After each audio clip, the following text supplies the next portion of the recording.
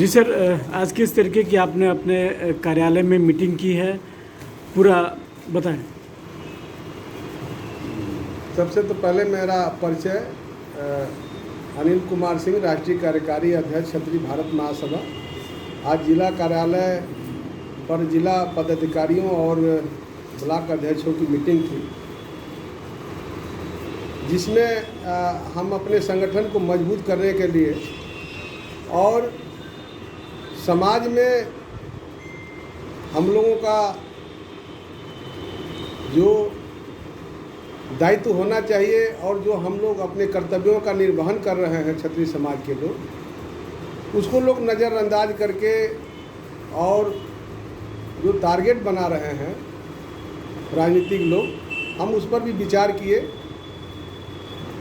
कि सही तरीके से आदमी चल रहा है, इसके बाद भी लोग राजनीतिक लाभ लेने के लिए एक आदमी अगर गलती करता है तो सारे समाज के लोगों को परेशान करने का प्रयास किया जा रहा है, जो नहीं होना चाहिए। उस पर हम आपस में राय मशविरा किए कि जहां गलत हो रहा है तो हम लोग उसका विरोध करना चाहिए, उस पर चर्चा की।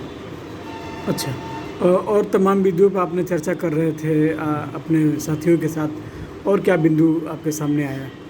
नहीं, बिंदु ये था कि हम लोग जब हमारा मजबूत रहेगा पूरे ज़िले में, ज़िले से बाहर भी, और कहीं कहीं ऐसा हो रहा है कि किसी क्षेत्र में हम थोड़ा सा मजबूत नहीं हैं, इसलिए कहीं गलत हो रहा है और हम लोग उसका विरोध नहीं कर पा रहे हैं, क्योंकि हमारे संगठन का उद्देश्य है कि जियो और जीने दो, हम किसी के साथ अन्याय नहीं करेंगे। लेकिन संगठन के लोगों के अलावा भी समाज के दूसरे वर्ग के लोगों के साथ भी अगर कहीं अन्याय हो रहा है, चाहे राजनीतिक पार्टी के तरफ से या सरकारी कर्मचारियों के तरफ से या समाज में जो कुछ इस तरह के गलत मानसिकता के लोग हैं उनके तरफ से भी कहीं कहीं क्या हो रहा है कि गलत काम किए जा रहे हैं, तो जब हम मजबूत रहेंगे तो उसका हम विरोध करेंगे। हम चाहते हैं कि समाज में भाईचारा बने रहे। ये संगठन राजा रामचंद्र जी के आदर्शों पर चूँकि चलने वाला संगठन है, तो राजा रामचंद्र जी ने भाई के साथ किस तरह से रहना है, पिताजी के साथ किस तरह से रहना है, और दुराचारी अगर अत्याचारी कोई है तो उसके साथ कैसा व्यवहार करना है, उन्होंने किया है। तो हमारा संगठन के सारे लोग उसी विचारधारा पर, उसी मकसद से चलने वाले रहे, तो उसको थोड़ा सा और मजबूत किया जाए, उस पर भी हम लोगों ने आज अध्यक्ष जी, क्षत्रिय महासभा के नाम के कई और संगठन भारत में रन कर रहे हैं, और खासतौर से उत्तर प्रदेश में उसकी शाखाएँ हैं, तो आप किस तरह से अपनी संगठन को उस संगठन से अलग समझते हैं? नहीं, हम किसी संगठन से हम अलग नहीं समझते हैं, लेकिन जैसे बाकी जितने भी हमारे राजपूतों के संगठन हैं, तो हमको लगता है कि ज़मीनी स्तर पर वो संगठन इतने प्रभावी तरीके से जिस तरह से हम लोग काम कर रहे हैं कि गांव स्तर पर, ब्लॉक स्तर पर, ज़िले स्तर पर वो लोग संगठन हैं, बड़े बड़े कार्यक्रम भी कराते हैं और उनका उद्देश्य भी सही है, क्योंकि ये क्षत्रिय समाज देश का नेतृत्व किया, समाज का नेतृत्व किया, और जब भी धर्म के लिए भी क्षत्रिय लोग ही लड़े, देश के लिए भी लोग लड़े।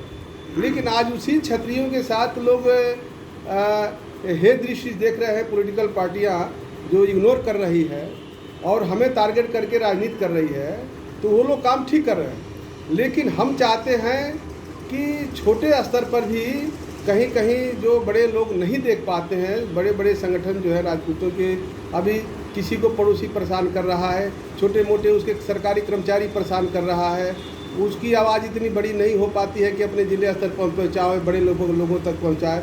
तो हम छोटे छोटे लोगों की बात को भी समझ करके और उनकी समस्या को दूर करने का हम प्रयास कर रहे हैं। हम उनसे बड़े संगठनों के साथ अलग नहीं है, हम किसी से अलग नहीं है। क्षत्रिय अपने वचन के लिए पहचाना जाता था, जो वचन दे देता था उसको अपनी जान कुर्बान कर देता था, और जो उसकी छत्र छाया में आ गया उसकी सुरक्षा करता था।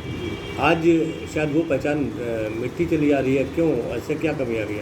नहीं, इसमें क्या है कि देखिए, संस्कार में कुछ कमी आई है, और जो क्षत्रिय अपने वचन के लिए माने जाते थे और जो कहते थे वो करते भी थे, लेकिन लोकतंत्र है और लोकतंत्र में जिसकी सरकार बन जाती है अब वही राजा है। हम क्षत्रिय हैं, हम आगे आएंगे और उसको जानबूझ करके हमको पॉलिटिकल लोग भी कहीं परेशान कर देंगे और हम अंदर से मजबूत नहीं रहेंगे, टूट जाएंगे, हम अब वचन से पीछे भाग जाएंगे। क्योंकि आर्थिक युग आ गया है, आप ये समझ सकते हैं। पहले आर्थिक युग नहीं था, क्षत्रिय लोगों के पास ज़मीनें थी, जायदाद थी, राजा महाराजा थे, उनको कुछ कमी नहीं थी। आज हम आर्थिक रूप से जब हमको कमज़ोर कर दिया जाएगा तो हम क्या करेंगे? इसी वजह से लोग कहीं कहीं वो थोड़ा सा अपने वचन पर नहीं टिक पा रहे। अभी ठेकेदार है, उसको ठेका निरस्त कर दिया जाएगा, तो फिर इसको कैसे मजबूत करके तो फिर हम- उसी पैमाने हम पर प्रयास लाएंगे? कर रहे हैं। हम प्रयास ये कर रहे हैं कि हमको अब कोई पार्टी के भी लोग इग्नोर नहीं कर पाए।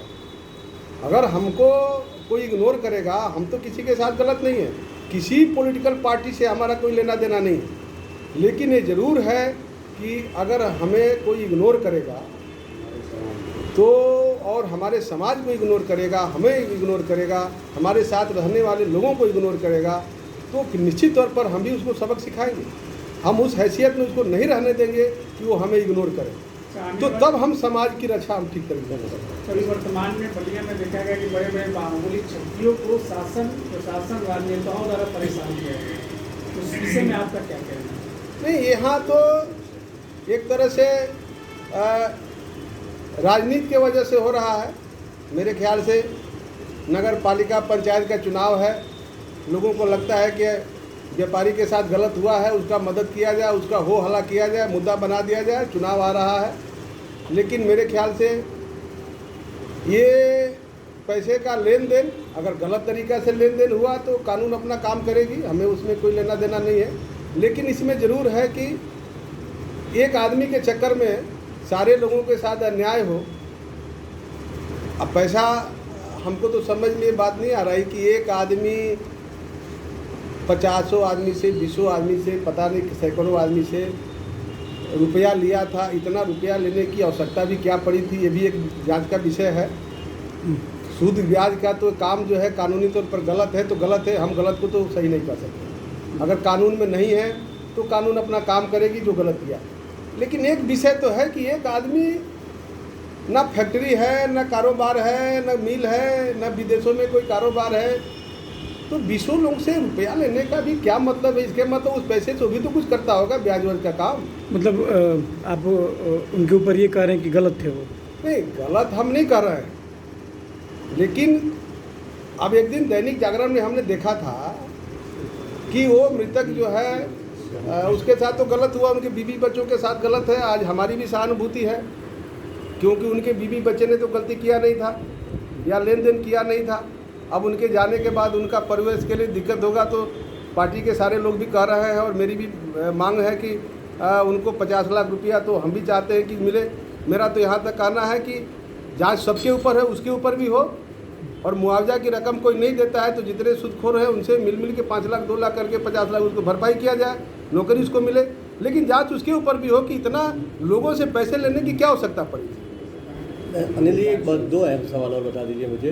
जो और सारे जो संगठन हैं क्षत्रिय से जुड़े हुए, क्षत्रिय महासभा है, क्षत्रिय भारतीय महासभा है, या और भी जो करणी सेना है, ऐसे ये सारे संगठनों को मिला क्यों नहीं एक संगठन कर देते, ताकि जो आज बिखराव है ठाकुरों का वो एक जगह इकट्ठे, तो वो शक्ति एक जगह इकट्ठी हो। मैं इसका जवाब, एक फेडरेशन पहले से बना हुआ है,